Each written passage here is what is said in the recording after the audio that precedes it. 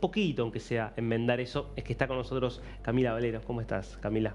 Muchas gracias por recibirme. Camila Valero es, bueno, ya la viste justamente en los adelantos de este trabajo tan interesante que hace Antártica Press, que lo estamos presentando aquí por DNews, a partir del recorrido que hizo ella justamente en Sudán. Contame primero qué es lo que hiciste vos en Sudán, en qué circunstancias fuiste, y después nos metemos bien de lleno en un poco la historia que está pasando ahí. Bueno, pudimos visitar Puerto Sudán específicamente, que es la única ciudad que tiene el aeropuerto habilitado en Sudán en este conflicto de guerra que viven hace 2 años, para acompañar una misión de Solidar, que es la ONG de Enrique Piñero y Carla Calabrese, que llevó donaciones para que la Cruz Roja, que es ahí se llama la Media Luna Roja en los países árabes, la oficina local pueda distribuirlo por las 18 provincias de Sudán, que están tomadas por el ejército o por los paramilitares, entonces es muy difícil el acceso a estas provincias. Se llevaron desde baldes para trasladar agua potable, porque hay un brote de cólera, hasta mats como los de yoga para poder dormir en cualquier lugar, hasta elementos de cocina para poder cocinar, porque hay 12 millones de personas que fueron desplazadas de sus hogares y que tienen que vivir en campamentos con carpas de lona en el medio de lo que antes era un campo, en donde había cabras circulando. Ahora hay campamentos con más de 120 familias. En Sudán hay más de 70 campamentos en donde viven familias de entre 5 y 7 personas, la mayoría mujeres y niños, porque los hombres se quedaron luchando la guerra o están buscando trabajo para poder tener un ingreso. A mí me interesa que hablemos más del costado humano, pero es importante para poner un poco de contexto en quien nos está viendo. Digo, Sudán es hoy probablemente uno de los países más desgarrados de África y del mundo por la guerra civil. Uno puede ver esto como una guerra civil aislada o como una sucesión de guerras civiles que por lo menos se remonta a los 80. Si vos tuvieras que explicar brevemente el conflicto que se desata en 2023 y el que continúa hasta hoy, ¿cómo lo explicarías?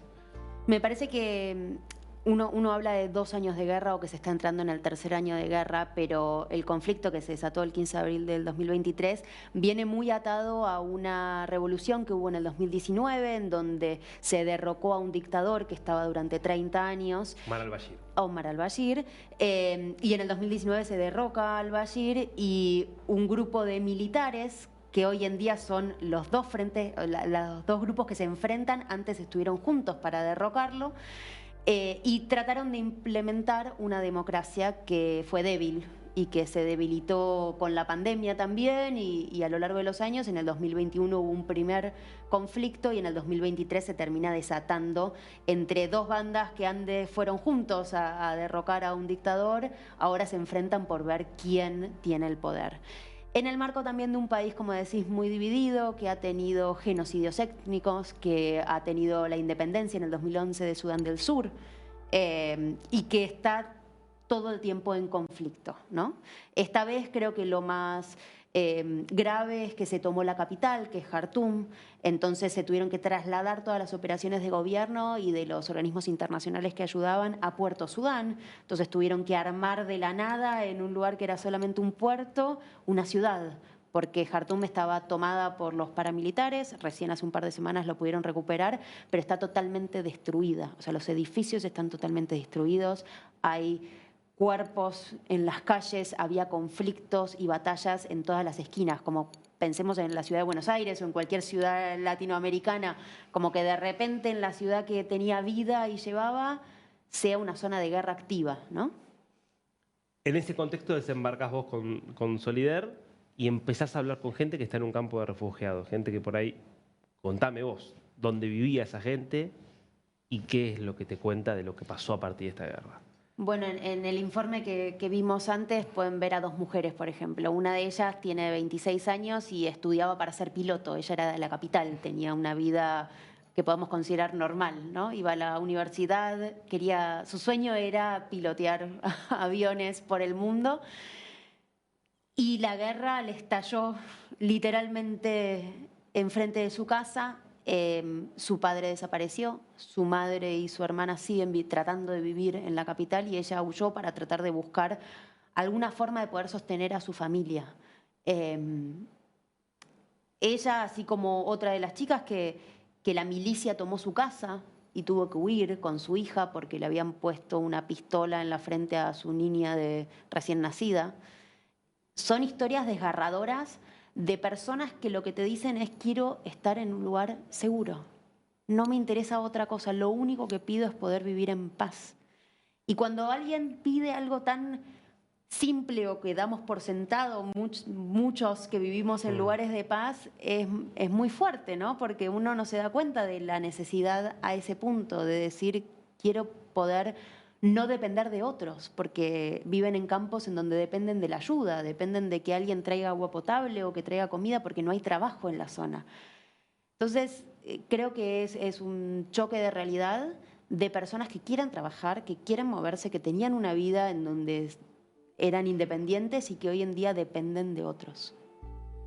Me decías antes fuera del aire que empieza a aparecer también en estas historias el uso por parte de las fuerzas armadas, fuerzas militares, en este caso tanto de los grupos separatistas, separatistas no, digamos, de los grupos rebeldes, como también un poco de parte del ejército, el tema de la violencia sexual, algo que hemos visto mucho en muchos conflictos en el mundo. ¿Qué es lo que te cuentan las personas que vivieron esta situación? Es terrible y tremendo escuchar que se utiliza la violencia sexual como arma de guerra, con una intención de lastimar. He escuchado relatos de casas en donde entran las fuerzas de apoyo rápido y violan a la hija enfrente del padre. Digo, estamos hablando, no quiero que la gente se impresione, pero es una realidad activa. Es lo que está pasando. Lo hemos escuchado en otros conflictos, en otras rutas migratorias, que se utiliza desde este lado para amedrentar a las personas. Pero el cuerpo pasa a ser un elemento en la guerra, ¿no? Y creo que se pierde hasta el más mínimo respeto. Y es importante hablarlo y es importante que se sepa, me parece, ¿no? Que ya no hay límites como éticos de alguna manera. La mayoría de las mujeres que vivieron en situaciones pasaron por esto y es muy difícil hablarlo para ellas. Y es necesario que haya equipos y organizaciones que estén trabajando para poder, en una segunda instancia, una vez que se sale de la situación de riesgo, poder transitar esta situación, ¿no? Y poder tratar este trauma. Hablas de la palabra trauma. Me imagino que cada uno procesa un trauma de diferentes maneras. ¿Qué es lo que te fuiste encontrando en los días que estuviste en ese campo? ¿Qué distintas formas de expresar el dolor imposible de imaginar que vivió esta gente? Yo creo que obviamente que para cada persona es particular, pero cuando se está en una situación de tal crisis y de tal necesidad que no tenés dónde dormir, quizás los sentimientos pasan a un segundo plano, ¿no? Digo, primero hay que resolver situaciones y con lo que nos encontramos un poco fue eso, con personas en una necesidad absoluta que dependen de cualquier ayuda. Entonces el qué pasó o cómo transitar eso quizás está guardado para después, ¿no? Para una vez que se encuentre calma y seguridad, se pueda transitar. Sobre todo muchas lágrimas, ¿no? Por lo que pasó y por quizás no saber por qué pasó o por qué uno tuvo que vivir esas situaciones. ¿Se animan a proyectar un futuro las personas que están en esa situación? Difícil. La mayoría de las personas con las que hablamos quieren irse al extranjero porque creo que por el trauma y por todo lo vivido ven difícil poder encontrar paz en sus casas. Digo, hay muchos recuerdos vivos todavía.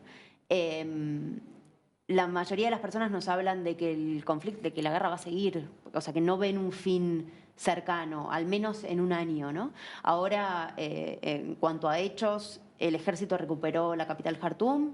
Se está tratando de ver si esto es, en el corto plazo, aunque sea, es un control certero como para que las personas puedan volver.